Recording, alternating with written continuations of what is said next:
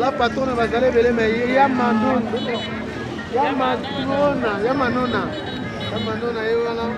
Madame Poutine Abi muta atiki Martine à défaut. Bientôt bomuna Miss Tolo na stade de Marty. Bientôt Miss Tolo na stade de Marty, donc bientôt là a préparé une émission spéciale dans la population congolaise de Bomba. Alors ça l'émission directe na stade de Marty quoi.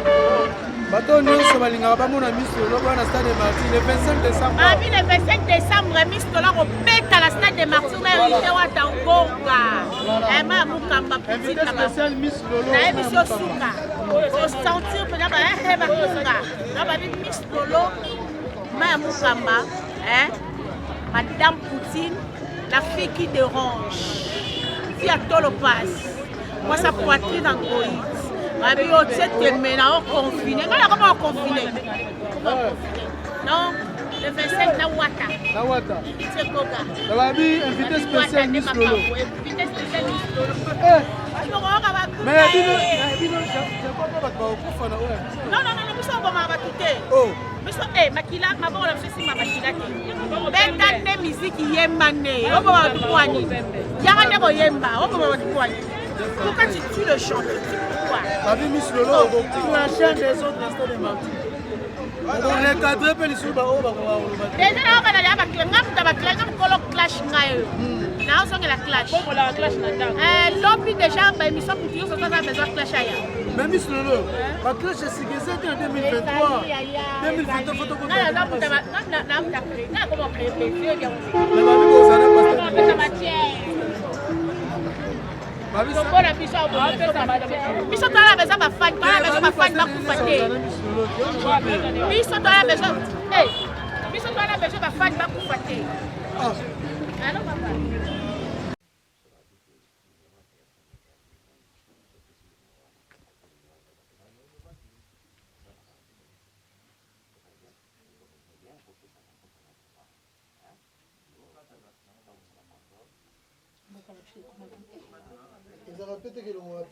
Très chers abonnés de Yokani TV, merci énorme de vos retours que vous nous faites derrière la caméra. Vraiment, aujourd'hui, nous sommes là avec une histoire binomoro boroyo kango balobara rocambolesque digne d'un film, je ne sais pas de quoi, de Rémi qui était son parent ou quoi, je ne sais pas.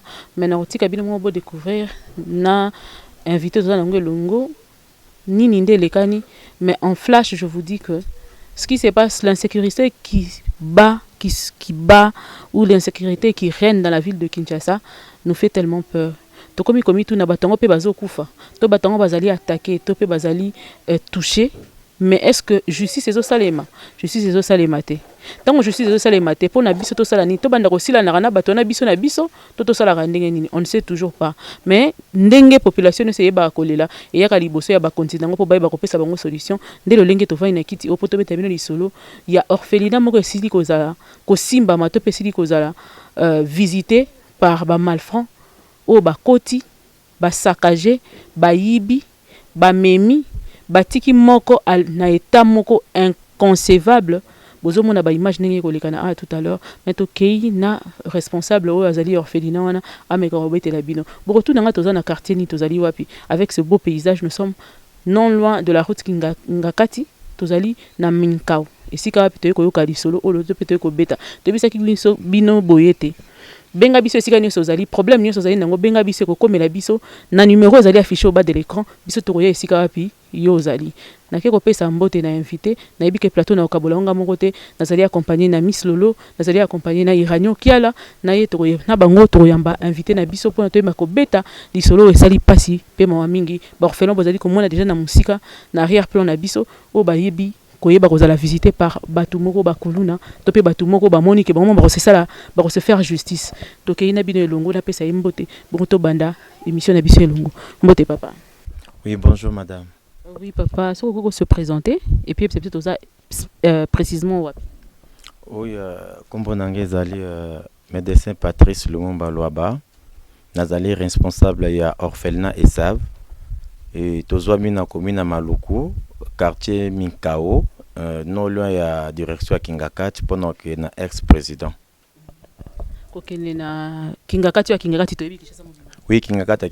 Bon, banzele zebele o eza première nzela na sala katanga banda misala na ye. OK. Siko awa wa orphelinat ezalaka awa to ezalaka na commune mususu. Bon, a ezi sika biso moko orphelinat bande ko jama na monga fula j'espère bande mususu da banda mboka ba ebezaki na monga fula na quartier plateau de professeur. Kuna tozaki na location dû à ba moyen comme un peu difficile ya foot parce que tozi chance ya ba partenaire penza to ba ko biso mais fort donc na bunda juste ngamoko. Donc ba qui garantie s'il c'était prévu to bimacho za quitté nanzela bande ko moko nde ba ko la biso sika oyo de to aki kozo ara donc to esika to continue sika. Esiko ba visiter bino ezali esika tozali to ezali esika mosusu to pezali na quartier oyo to ezali na monga fula. Non, est-ce que va visiter biso eza juste dans même quartier. Bon, ezaki place ba visiter ki biso ezali endroit moko ba mama moko batonga kinda ko bazana poto. Bon, tant to yaki to banda tonga sika ocha matériel ezaki tabi non. Le quoi bozana bana mikolo déjà ba koza na bango kuna, ba ofanda kuna ba osiver bilo misala comme bala la rapé kuna. Alors en dia on de banda permettre ko sa misala. Ko sa misala arbe do bana bande ko la kuna ba o mi bal déjà ba comme déjà mo ba dilt ba ndende o la kuna ko to ba visiter bango. Si amike bazaki wa. Bon, ya mike bazalaki déjà koto ba misu bazaki na ba comité hein, bazana ba comité parce que ngana kendaka vendredi ko zo ba o amike na simande makamboni trelo sala mana simana ngai. Ah ouais, vous savez déjà combien de mois depuis vos commis? Bon, bah, ouais, Mikolo Banda, bah, combien déjà, bah, ça déjà presque tout une année. Banda, quand Banda, on a chanté, oh, bah, on va Mikomi là déjà bien avant, une année déjà. Ok. Depuis une année, on est-ce que, bah, maintenant, Sabino, tout le monde est bon? Bon, depuis une année, bah, maintenant, c'est ça qui était quartier, ça qui bien, et puis, ça bien. Ouais, commis, c'est pas dire que, bah, Koulou, dans quartier, de Bassa et Loko, on n'a même pas. Il y a un chef, oh, yo, il y a Bamboka, bon, quand des ah, ouais, donc. Il fait à pouvoir naïe de baoué la kaka. Et il arrive que bayaka vendredi on a bimaka chef wazaki groupement yim to asambi sabon pour à pouvoir. Bayaka na batu ba kulu na basé des autres chefs wazong si bango.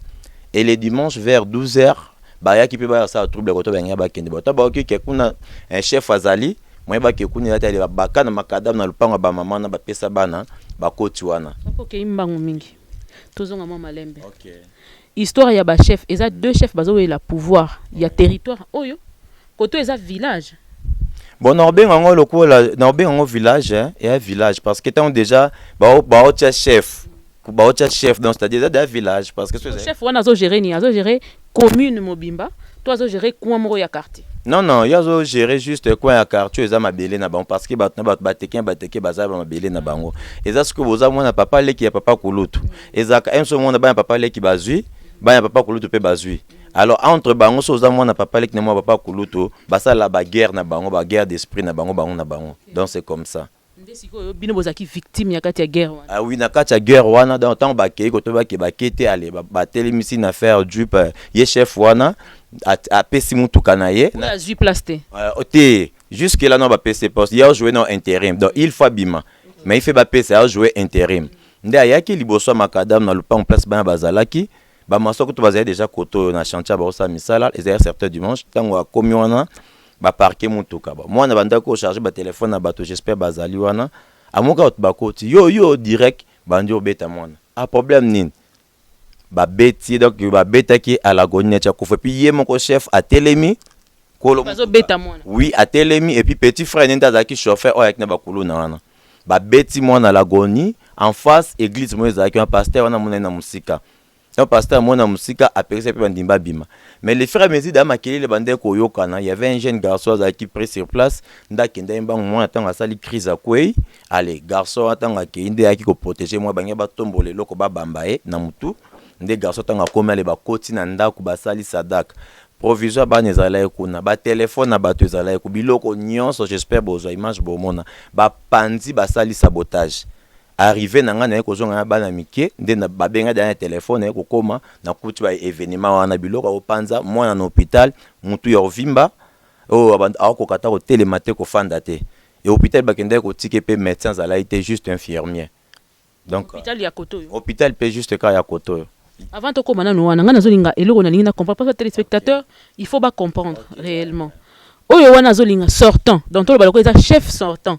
Yende mutaya ki na bato. Est-ce que ba sala kango régulièrement? To eza première fois na bino bo vivre événement ya bongo. To eza kanda ya le fait que ya zolongwa na pouvoir, yango azo saboter. Oyo azo ya aza informé na situation oyo. To déjà pas côté na pouvoir.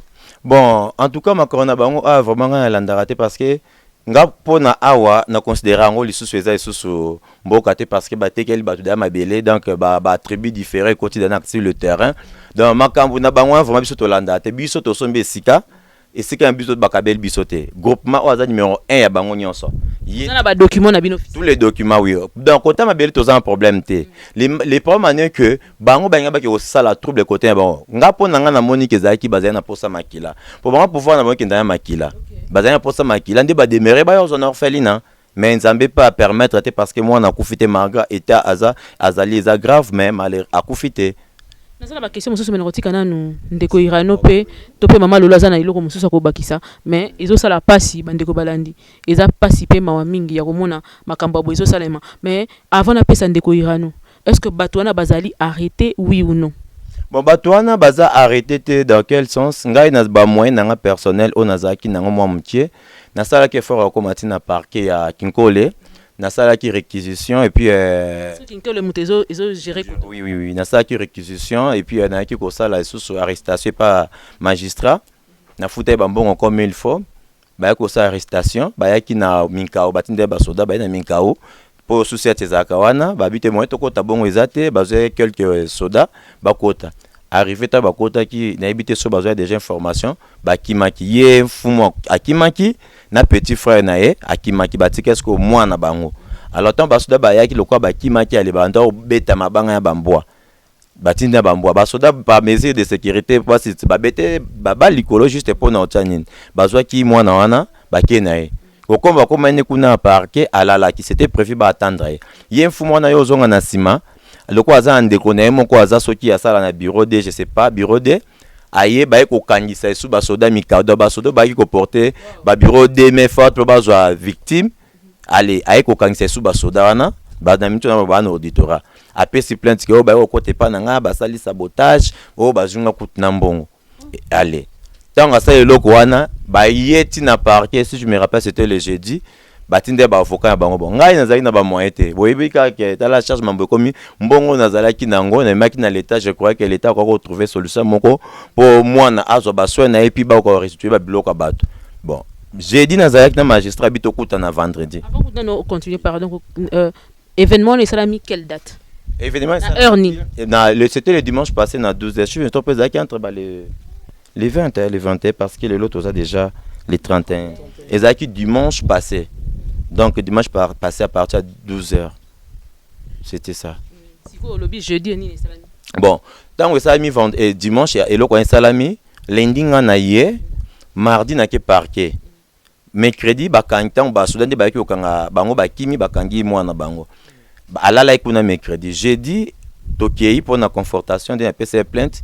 Moi on a réclamé qu'il y a innocent zala qui te mais a reconnaître qui papa les qui n'est mi balé que baba papa les qui n'angai. J'ai dit magistrat bito kuta na vendredi. Subitement en absence na to kana lungwa ki parquet ezala qui vers 17h30. Na yo ozonga parce que banda quoi d'abord ba ki boena bima il soutient zala koto. Vers 20h na moni garçon nga l'équipe boena tapage.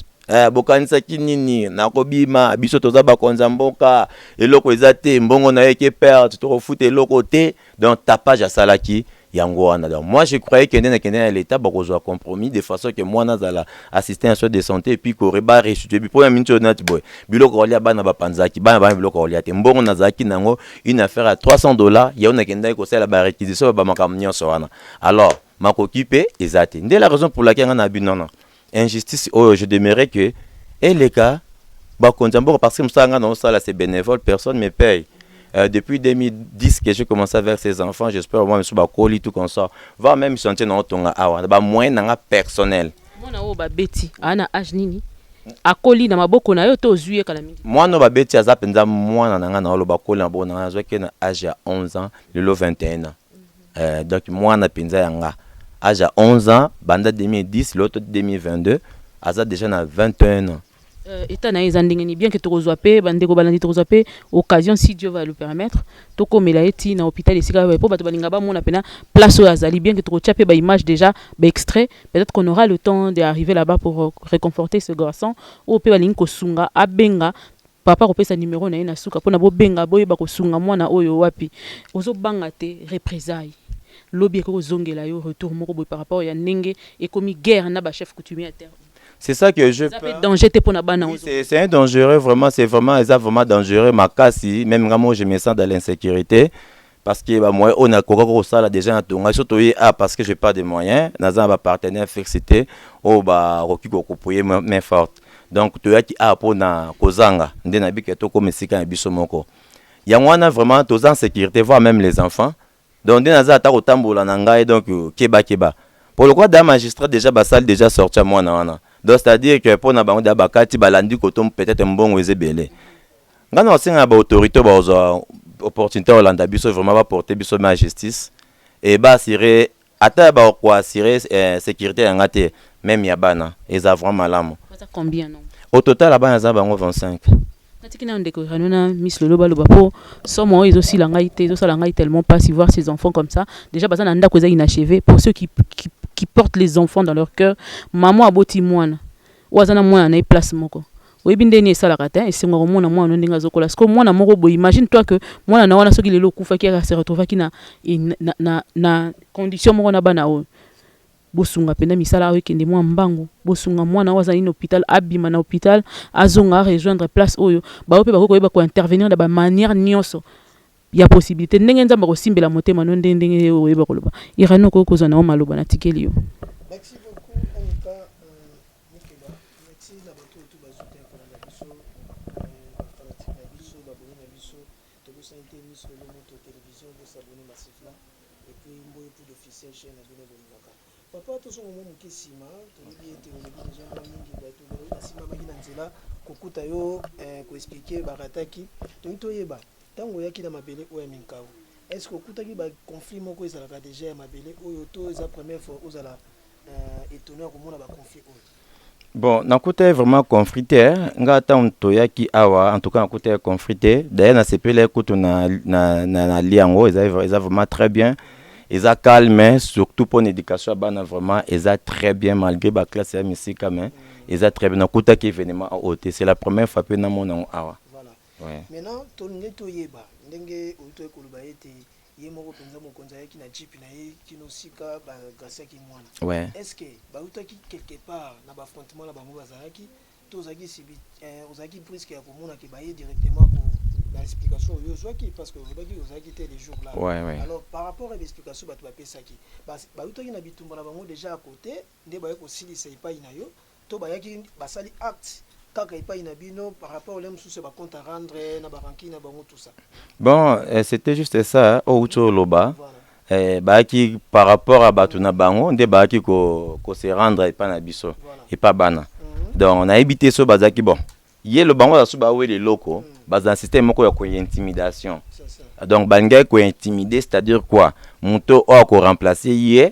Abanga que no bosanga trouble la raison pour laquelle ba qui ko réfère ko bande pas na biso yon ba ko banda kuna ouais c'est comme si bazaki na besoin ya makila oui po nanga na loba bongo po bango ba pouvoir bango kinda bongo na makila do azo lukaza po ko na bato il n'a fait plus de 60 personnes ba kota nesika o juste les 2 personnes et puis bossa la scandale ndenge wana pendant que ngati ndenge bato tozo siko en 2022 21 tina tongaka na yaka baebi nga très bien que non docteur alors orphelin na ye a tongo hôpital na ye puis pona ba orphelin alors kosa eloko wana po chef wana atanga na mona eboete na ebiete mais ya ebinga je suis les seules personnes au atie valeur na kati mboka o je suis les seuls parce que bazan ba hôpital nanté mais nga na compter ko cha même hôpital et sunga bango.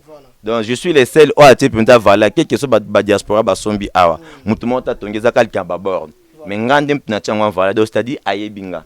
Alors eloko ya ko sala ayebi eloko ya ko sala on alingaki soki justice c'est ça qui penza mais alinga ko peut-être même soupe ba bomanga na oyeba te parce que tout ça bato pe to leka mo train ba réseaux sociaux ba misa na biso akoza pe batinda ki ya bomanga kutinga tende basale pa mwana da pona nga na loba bongo maintenant na biloko ebungi na ba acte ba posé na kati isika. Est-ce que ça va biloko mosusu eza ya bato ezali bambongo pe ebungi parce que beti lisolo mingi ya ba téléphone. Est-ce que ça biloko ezaki o mingi ya bana to eza pe biloko mosusu bato bazaka elongo na bana babungisi ba biloko na bango? Bon, mbongo ebungi te nga vraiment za sincère, je suis un serviteur de Dieu. En tout cas za sincère na linga vraiment beaucoup plus lokuta te. Mbongo ebungi te nde ba téléphone, iPhone 12 et puis 8 na ba téléphone sur ba touche na ba pile o eza sous passe ça qui biloko olia voilà souffre ezala ki wana masamblo ya bana ebe ko keso bana na misombela da biloko nyonso ba panzi biloko olia bana ba makaya butu tout j'espère beaucoup ta malgré ça mais ko na biloko musu ba bonse mais bonse beaucoup ta désordre o eza wana donc ba zo ba téléphone nyonso donc je suis menacé d'ailleurs na bato na ba comprendre te pona bango ba kanisa so na ebité bato ba il faut chaque jour ba ko tout na ngai donc parce qu'on a pensé makam na l'état de façon que l'état a résoudre likambo wana bazon so biloko wana les faire à mesure da bango ki da garçon na bimi alors c'est vanté que dossier que perte donc pona bango siko bazongelinga ngande finazon so biloko wana. Donc mbongo ebungi te mais ba téléphone na ba na charge et puis ba ça sabotage à bloc olia ça comme ça faut peut-être ko charger pas ina yo na ka oui na tie là bas na moi charge wana po eda bango muki ba 100 francs ba 200 francs nyonso ba pandi biloko to cha pano to son na tia batterie ba pandi pedo ba sakada ki ba koti ba pandi ba fufu masangu ma donc biloko to elo mo te tikala na ndako za alors ande mwana o ya za hôpital pour que na to yeba penza elo ni mutu ezui mwana est-ce que azuki pota to nini ezana bana mususu pe bakoyi ba victime na likambango à part moi nous à l'hôpital ezana bana mususu pe bazali na ba problème bazu choc tout ça te ba moi na bazala kuna mi bazali mi balé mon konda zaki ya abandé déjà ko déplacer zoya boy ya tikala ye moko po ba o mi kena kende ko zo ba ngefito za la bon a point za place na bisote ba pesa biso mentalement de to sa misala donc ezaka ka mon konda zaki na kuya makasi po mutu evimbaki donc azali ba blessure azali na ba pota ba vimbaki j'espère ata bato ba yaki ko intervenir sur ba beti pe on attend ba beti ba silisa sali crise le chef wana boti ya mutu ko to mena hôpital c'était comme ça donc yemo ko charge ya victime ouais ya victime moi donc tant pe ba ke ba ta quartier de ba ko bima ba bité akota mutu ka te ba ko bete pe tonga ke kufa kuna de ba yaki ozwaye tant ba benga téléphone nga na bengi groupement ya bango numéro 1 azali ko to chef ike na bengi nga na bibana baza kuna tali kambo komeli bango o ba ke pa na nesa ba ke zo la police na bi chef bango baza bana baza bato te kuna nga za ko to na cité na ko zo bando na bango ele yom to kata likambo no tinda bango te ba ke zo la police o benga bango ba yo zonga te benga bana ti bozonga pa na ye ne bazongi bakuta un chef wana bengi ye groupement bango bengi ye mba mwana tanga bengi ye allez aïseb que ozo charge à mwana et puis ba téléphone ozo au futa par récupérer verbalement ne bazoy mwana basale sabotage ba ketike na hôpital moko médecin kutazate ba futika 50 000 et sili basimzela ba kei donc dimanche soir moi na lali wa ndeko nae lundi ngana ko koma lundi na ba 17h quand ndengo ndito na komi boyenga bi non c'est pas normal ye chef na tikile bango dossier ba résoudre te yango monengai mardi na kende ko se présenter directement na parquet donc mais moi na zo un problème il faut ko ta scanner effectivement oui. Par rapport à examen docteur est-ce que mon azokaki tout ça bon azaki na ba blessure azokaki et puis ça ba gonflement boza image bomona malgré na koma déjà ba azu da ba traitement mais ba image ezali moi na azokaki mutu evimbaki mais quand même un peu ça va kiti nango azoko kando otambola te vertige moto kilo alors pour tafunelo ko liate parce que taka plus de 60 personnes ko bambelo ko ye moko RS moko tamo mobali azaki makasa so sala sala mais en tout cas état na izo senga o na ko mona ke tolité et puis bana ba futa 50 000 basali transfert ba ki na hôpital ya CNPP basali sabotage ba boyozo donc soit na inga moka ndim na ozwango nga mona ozwende na moneki awe simba te na tindaki na cité na mbanzale mbota campus camarade moko ya docteur Azawana nde na ba été mwana zala kuna de façon que soki l'état te ba maboko bazwa charge ya soin ya mwana malheureusement jusqu'aujourd'hui nazo bundaka nga moko mais na koyoka ko loba ete tango kene ko sala pe na l'état na société okene na société non c'est na société directement à parquet général ya Kinkole voilà tango komi na parquet général ya Kinkole. Qu'est-ce qui s'est passé réellement? Est-ce que bati bango maboko to ndengeni pona ce que na yoki lobi ete bakomaki kuna babimisi ndeko wana commencer la même batapage na cité là est-ce que lika ki ndengeni na bato bazolanda parce que babaki l'état na mboko azate na bato balandaka biso koto na balelaka mwa mingi oko ko expliquer nini est-ce que l'état akoraki kosala musala na comme il faut te to ezosenga ko kende kosala ba pe na niveau likolo est-ce apenda pe la niveau likolo l'état nga aki de droit basolo ba na bwenga na mona ki ngote libosa parquet Kinkole parce que tant on ça la réquisition ba otu nango za mbongo pa ba okangela mutu wana na ça réquisition yo ta magistrat na bifi ba arrêter ba to non ouais c'est comme magistrat ah oui magistrat otu nanga oza na mbongo na silikela ke ekutu ngabi comment ça fait-il que moi na za orphelin ah papa te yo za lokwa papa ngana yepa na bino ngabi ça va na olinga te moi nanga kufa lokobi na za mbongo so tu as un bon o naza nango na sala o na kokite na kokate voilà nde na bimisa mbongo nanga na pesaki na saki dépense ya $300 na longa ba frère muso $300 juste pour l'état na corrompre l'état te mais juste pour l'état azwa makambo mais a trouver solution puis na ebisi magistrat bien bana bakomi na insécurité nga mona insécurité parce que biso to ba tekete toye koya na ebisi donc ye moko ngaza na connaissance wana yo yeba donc na mwana na zo fela za muntu te et le magistrat nga welo ngeza mbongo te mais ya demeraki azwa mbongo et puis to solo li bien abi to sa confortation vendredi mais ye jeudi na ba 19h atikali abimisi mutu wada po nanga justice salama ete siko mbongo bana ba ta kolia po biloko nyonse bebaki mbongo nako futa ata mwana hôpital yango l'état lié sans à trouver solution et puis jusqu'à preuve du côté azaka na hôpital et puis magistrat tanga abimisi mutu wana benga téléphone te ai ça que non vendredi coûte na zone na compte na cabinet même ba avocat bazaki bazali très dessus mais comment ko ça bongo o eza dossier urgence ko bimisa mutu ba kanke par mesure d'enquête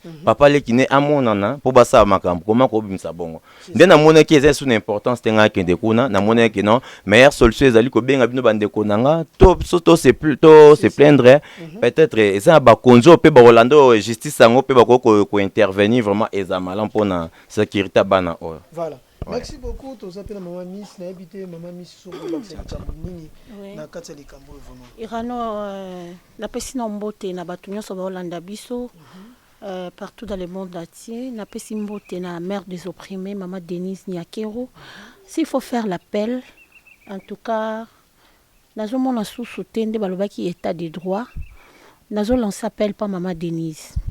Aza maman ya bana mère des opprimés, la fondation nae en tout cas atika dossier OT bato basali acte oyo batika la impunité l'état na biso tant que tout le monde ba biloko aboye même ndenge le cas déjà boye bato ba obaye mukonza mboka aza droit mukonza mboka aza na besoin état de droit kota na mboka mais ba magistrat na biso baza toujours corrompu pona ko bimisa déjà mutu na 19h eza na infraction ba bimisa mutu na butute parce que yo obimisa mutu plaignant azate obimisi c'est que ba corrompre un magistrat en tout cas cour d'appel les arts le kola ezaki na parquet ya 4 ya nini ya Kinkole to mema dossier na cour d'appel kuna place ba konzi pe bazali pa ba magistrat ba funda bango na cour d'appel musu yazo asali yango akaniseti ya vandi abi ba ofunda te non te akanisi ke ndenge za boye batu ba yebi droit na mboka oyo bazate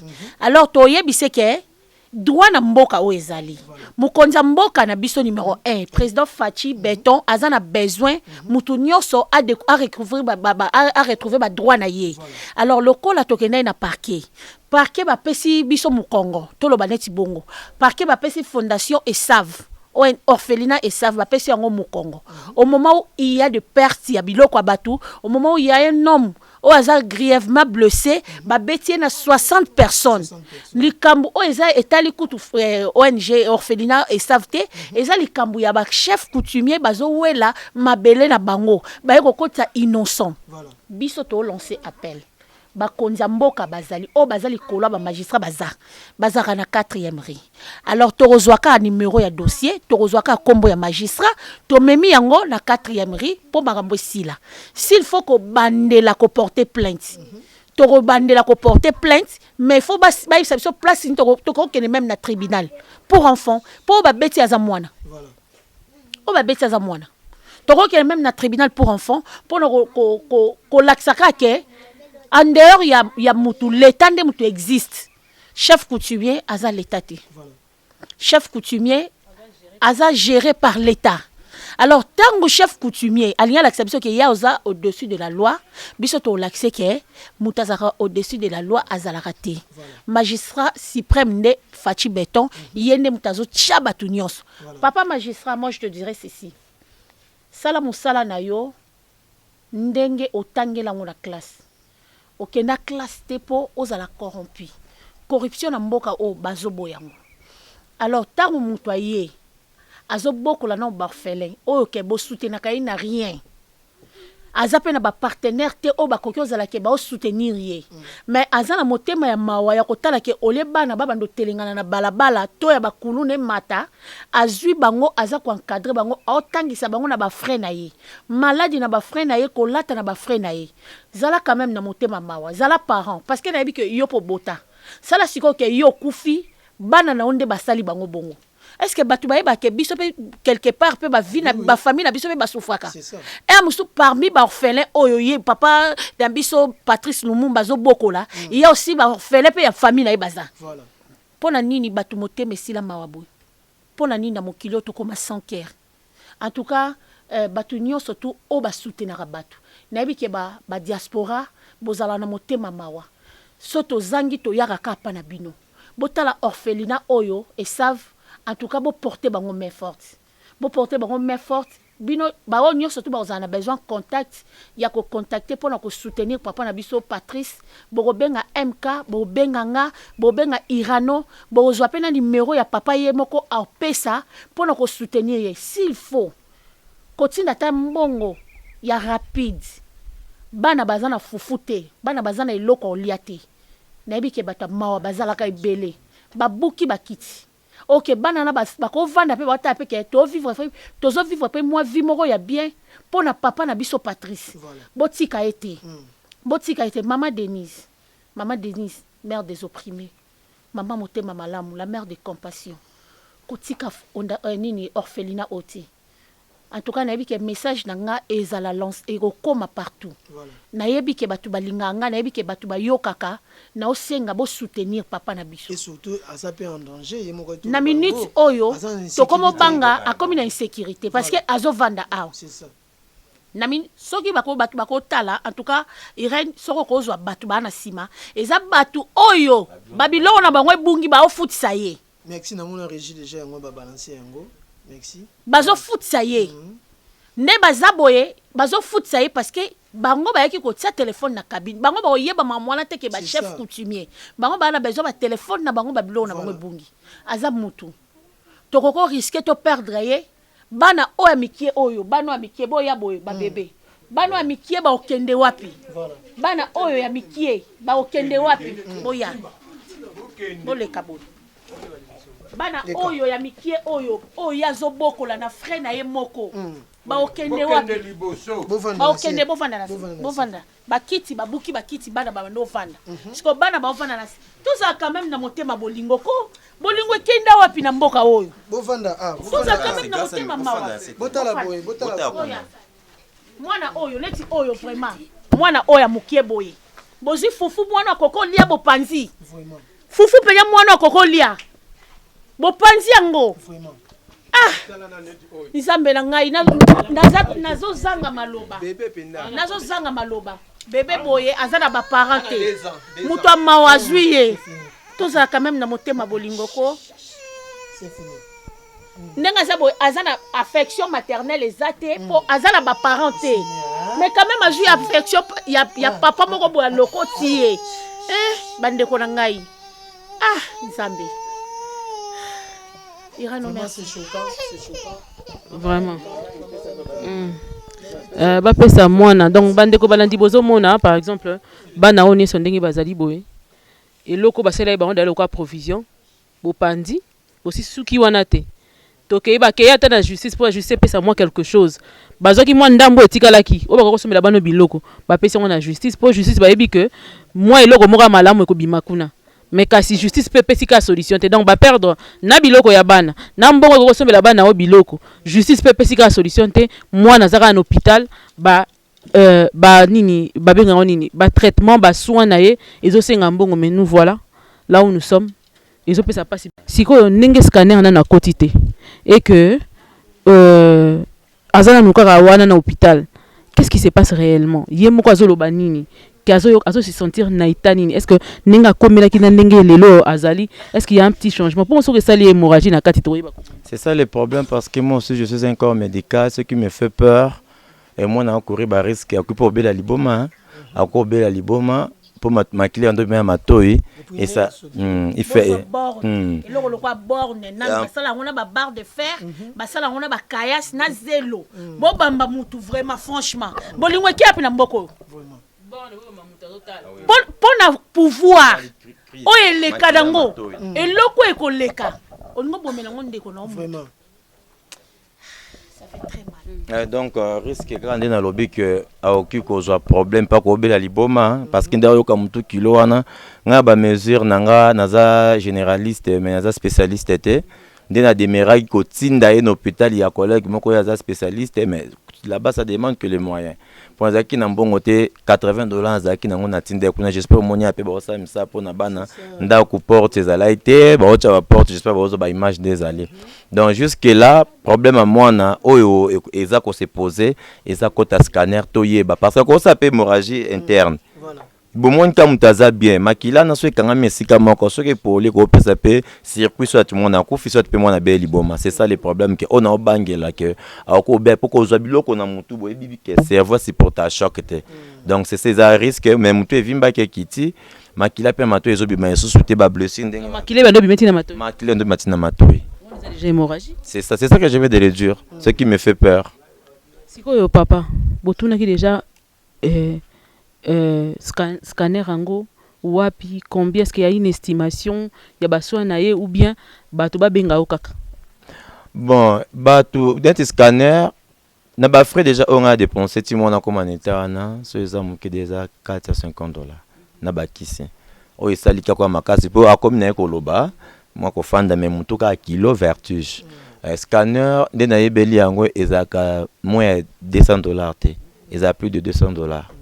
C'est ça. C'est le problème qu'il y a ici, ils ont soin naie, scanner, ba soin naie wazozoa et puis bana awa ba condition. Ta bana collé puis ba bilo ba te bongi iPhone 12 8 et puis ba radio chaîne musicale ya ba tien na charge na biso moko ba chaise plastique pe ba panzaki boko ma bomo na ba kitinde ba panzaki donc tout le bara pour le monde. Faut préciser parce que ba bazo kanisa que jeune garçon nga zala ki ona yimta ina ba téléphone, il faut préciser que au sayela ki bango mois place oui. Non to ça ka de cabine wa kuté ke ne banda sala ngo ke 9 mois.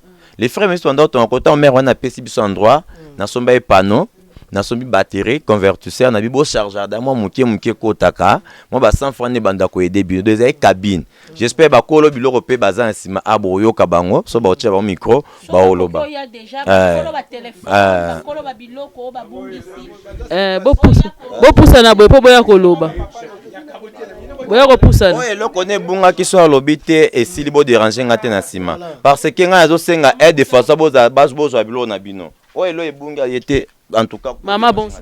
Bonjour maman. Yo bungisi nini? Android kaka maman. Android. Téléphone. Senga papa futa yo. Papa au foot au pona Ye- parce que yem tabungisi yango te. Mutu asali makambo na boyebi ye bino nyonso kote boyebi ye. Bino boyebi toyebi chef ye. abungisi téléphone. Ntango baye kobeta mwana bino mpe bozalaki. tozalaka me tozalaka na église. Mais bato bobanda omona quand même. toyoka lisolo. Boyebi mpe mutu koyo yaki. toyebi yango eza mutu kanani ya chef Inzoni oyo elandi boye. Papa kuna yo bungisi. Téléphone, il y a 3 SIM. Ya batouche. Il y a touche, 3 SIM. Et ça allait. Bongo mama yo bungisi. nabungisi telefone Android. De yango boza kosenga boya kolanda papa pesa. Biso tozali na besoin ya kosenga dorta te tolingaki toke déclarer kota moto ya kosala menace mpo azongisa biloko na biso ya bi akozongisa biloko na biso te mpo totikaki epai na ye te tokelanda motu oyo totikaki biloko epai na ye yango biso mpe tozongika epai na ye mpo todéclare biloko na biso. D'accord, merci beaucoup bandeko balandi bino bozomona makambo alu réseau. Ya bateknini Ata iPhone bazar. Wana zata bimaki. abimi. Azalaki iPhone moko 8 nde zaki yanga 12 nde zaki ya bato. Téléphone nga ya iPhone 8 ezaki wana. Ya biso, ya chaîne musicale ya biso o a 12 nde azan cité. O benga dans téléphone ezaki ya maza ataza cité 8 nde zaki yanga moko. Donc baza lokola 4 téléphones o ebungi. Android eza kwa 4D iPhone na des Android o bandeko oyo na ba téléphone à touche eza P3 na ba pile. Papa lobi aye eza 3C. Az Android. Oui. Papier on compte na comment. 5 téléphones. 5 téléphones et puis. Déclara kango petango kenaki na justice. Na déclara ki nyonso wana eza noté so to zui numéro dossier ezali, je sais pas si on peut m'amener mon sac là. Nani Junior. Oh tala spesa ki kuna eza wana te eza. Eza important bato bakobenga yo ozana nango comme ça ta mando benga yo wana intervention bato baningo intervenir pour na ko aider bana oyo bakozana besoin ba numéro parce que net par exemple affaire Dolino to salaki eza na bato bazo intervenir ba 5 numéro de dossier pour ba kene ko intervenir kuna kasi ndenge ni bako contacter. Bon ba benga biso na plus 243 82 37 32 991 donc 082 37 32 991 wana bazwanga directement papa Patrice Lumumba responsable. Patrice, excusez-moi. Merci. Maman lobby très important lobby était biso to kende mingi ko déclarer pas chef Inzona. Est-ce que chef Inzona zo courant na makambo eleki ke azo pe charge ya kolobaki papa na biso Patrice na yo kaki makambo ekomi epai na yo ko sala peut-être semblant de tolobaka na français. Est-ce que likambo ngo pe komelela matoi ma saboter na yango a s'en fouter nango. Kasi on se met de doublette. Kolo mutu ko akina mutu kana na bakulu nezaki ye. Yende mtaki nango. Donc on appelle la population à yoki ba komi pe pas. Oui, les mêmes jours on attend chef à chef na bango groupement ya chef groupement ike. Tanga benga ki chef Inzona ntango yaki. Andima pe ke libosa chef wana ke a ofuta. Après c'est là bas ofuta ngote tali été aza chef aza moko. Si la réponse à lobi que a ofuta te ba ya Rolanda yi. Bakangi epe, ya pe te funda ki. Azate ye aza sita za la kotote. C'est ça. Ya za la kotote mais ti de sekende parquet na benga ki bon. Peut-être suis parti pour y bandeko na e donc to ebane il y a un jeu de 6 jeux dame beta mana on a yebité nga so enseigne rappel parce que bon nous sans acquis nango ici lidaka naza énoncé la raison pour laquelle donc c'est-à-dire il est au courant de tout parce que les mêmes jours comment que je l'avais appelé au téléphone je crois qu'il pourrait trouver la solution de ces problèmes là malheureusement trouva été et quand je suis allé au parquet na benga ki epé oui bakanga bango ba s'attendre bango juste nandenge ya ki so peut intervenir qui na sima pour mon na bima je sais même pas. Donc na évité o ele kan ka tu wana on na comprendre té. OK, merci beaucoup. Nous sommes vraiment papa peut téléphone kuna mais déjà détail ne so bato. Bon pour un témoignage pe ndeko maçon o azaki sur place wana pe benga gigi o bazaki sur place ba bonaki événement ndenge le kaki bazai parce que ngana yaki juste okuta moi en hôpital. Papa Gigi bonjour. Bonjour monsieur. Simbela au micro problème ezate. Yo zalaki wana nini ndele kanaki. Bon, ngai justement na maçon ya docteur na zalaki na chantier les mêmes dimanche wana. Na yoki makelele. Na chantier awa to place bitu. Na chantier awa. Na yoki makelele moko ngamona na se sentir que moi menace moko et ça la makuna. Mais moi na nga ça kene musa na boy ko bisai. Ngamona sentir na nga ngabi ma mais c'était. Tout ça la rapide tout ça ni to bima unandako.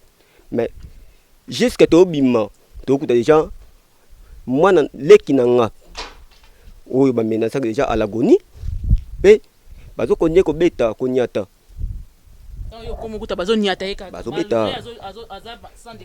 Sa défense. Sa défense après de la connaissance, beta tout. Et là, quand vous dépôt déjà, comment déjà, des mêmes tout quand na chef de Maya Kuluna, et il va bloquer sur Abukindaku, bloquer à Batbakot, Namutuka, Bakinango. Il faut relancer appel à Général Kassongo. Général Kassongo. Voilà. Papa Général Kassongo, tous lancé appel. En tout cas, insécurité, Eza Makasi. Bino mo bozoyoka, bo mon appelé ndenge to kosala. Donc, insécurité, Eza Makasi alors, Eza organisé par le chef ya terre, ya Mekao. Donc, déjà, bakulu na 60, kobeta mutumoko, na habité. En tout cas, gloire à Dieu, car parce que moi, na a envie, mais kota la muto ba beti, il faut zaka monter ma bonyama. Papa Général Kassongo, ceux qui moyens zali, pour renforcer la sécurité. D'aider, tous lancé appel, na général numéro 1, il y a auditorat militaire, atteint la biso problème oyo. Oyo, bakangi ba policier, pour ba policier ba qui kotia ordre. Ba yo porter main forte na batu ba uti ki parquet mais bakangi ba policier pour ba chef coutumier ba tindi batu ba ko kanga bango. Na éviter en tout cas na éviter ceux qui justice les autres qui karaboye c'est que to zonga kana mambu ya trafic d'influence auto uti ko longwa nango. Toi on a besoin de trafic d'influence te, toi on a besoin de justice et salama. Papa Général Kassongo soki okoyoka biso en tout cas izula biso solution na likambo o ba policier na yo bakangi bango na auditorat na likambo ba yaki ko sala justice ba yaki ko porter main forte mais bakangi bango. Menacer bango donc ba policier na ba yaki tant parquet atindi ba bureau D et ba l'accès à arrestation à partir ya Mikawana ba pesi bango 3 policiers de façon ba yokota tangu ba bande ko na moto bango déjà ye chef lettre à parquet ceux qui neti ngaju ba ki okanganga en tout cas ba policier ba accompagner ki ba bureau de o ba ki okanganga na terrain za la bon faut bozwa ba na kanda wana na bureau ya Belleville ba memaki ngati na bureau ya la police o eza na kanda kaka wana na ba policier et après bazui ba moto nde na yo ke de parquet ezala bongo bango pe ba yebi ke ezala bongo basala ki bongo est-ce chef wana loko aza na ye na ebité aza likolo ya Nzambe je sais même pas yende siko basala pe bongo tant ba komi awa bando beta ba mabanga bato bando beta basoda mabanga batindi bambwa pas mesure de sécurité basoda le ba boma mutu nde ba beta likolo juste pour na opanza ba ke loko ba beta ba bali wana. Allez, les amis, ye chef on a qui maki aye, a qui paraît quoi zan de connaissance en auditorat, ba ke ko akize ba soda na kenan, o ba kota ipa na ba panzi ba ibi $5,000, ya ba sali bo. Est-ce que ba komi kutu moko soda moko écoute na butu docteur. Ngana ko intervenir tala ba bengi ko général na biso colonel na biso kuna, il fait ba kanga biso do misus na lo ba abwe ba zan auditorat ya parquet kinkole, baza kuna. Il y a pas Manko Akimi, ben écoute ba boto les tenir ba soda parce que Akimi jusque là je ben force ça tient bête mais ça c'est parce que ba ko bête ba continue na lupangu te. Mais faut se défendre. Oui, ba côté ko même na lupangu te. Yel pas on est à clôture na matiti mais après si ils vont akiko kosa kuna et ce qui me fait mal ce qui m'étonne comment ça fait-il que auditorat akoko arrêter ba pendant que ngam plaignant baibi non résultat ya parquet balobi nini directement auditorat a comme quoi okanga basoda wana so ba okangila basoda na problème nini so ba okanga basoda na il fait pas que okanga pe ba bureau de o ba utaki ba kanga pe ba bureau de ba utai parquet parce que bango de ba ki na papier arrestation bange ba kanga pe ba bureau de mais ba sali bongo te puis awlo banini so na kangisi basoda minkao awa ya la police minkao po ba banga nga so likam nange zali ba kotara te ba kenga ya zali kolo nyonso c'est ça qu'il avait dit. Les alliés. Je crois qu'on va s'arrêter par là. Hein. Donc, Damba, on n'a pas pambola bine.